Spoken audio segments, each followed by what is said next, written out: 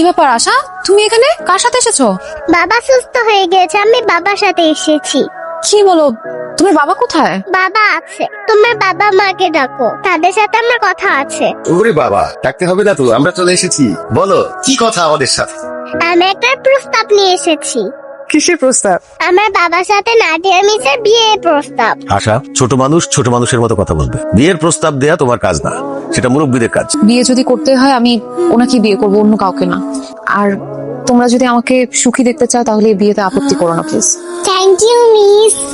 বাবা, কি মিসের সাথে কথা শেষ হয়েছে? এখন চলো বাসায় চলো। তোমার জন্য একটা সারপ্রাইজ আছে। কি বলো, আমার জন্য সারপ্রাইজ? কি সারপ্রাইজ? তুমি তো শুধু বিয়ে করতে চাও, এতদিন তোমার বিয়েতে আমি বাধা দিয়েছি, আজকে আমি তোমার বিয়ে ঠিক করে ফেলেছি। কি বলো, তুমি আমার বিয়ে ঠিক করেছো? কার সাথে?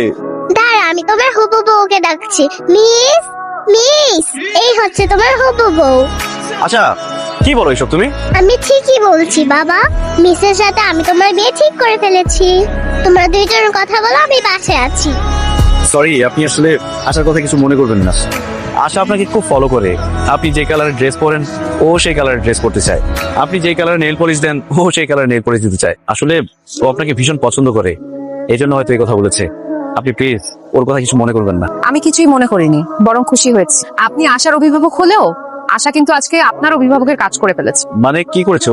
আমার বাবা মার কাছে আপনার আর আমার বিয়ের প্রস্তাব দিয়ে তাদের রাজিও করে ফেলেছে। মা, ও মা, এই কি সমস্যা, এত ডাকাডাকি করতেছো কিসের জন্য? কি কি লাগবে? আমি স্কুলে যাব, আমাকে রেডি করিয়ে দাও। আমি পারবো না তোমাকে রেডি করে দিতে, তোমার বাবাকে বলো। বাবা তো অফিসে যাওয়ার জন্য রেডি হচ্ছে।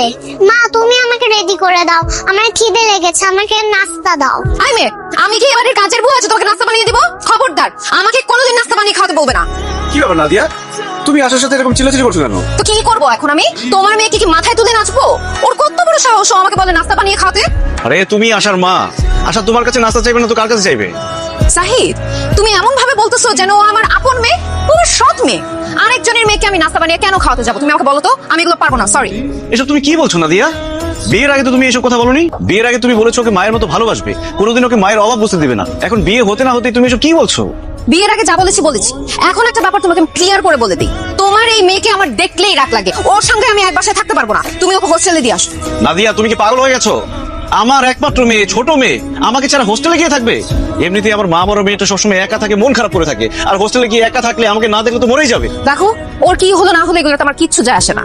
আমার একটাই কথা, এই বাড়িতে তোমার মেয়ে থাকবে অথবা আমি থাকবো, সিদ্ধান্ত তোমার।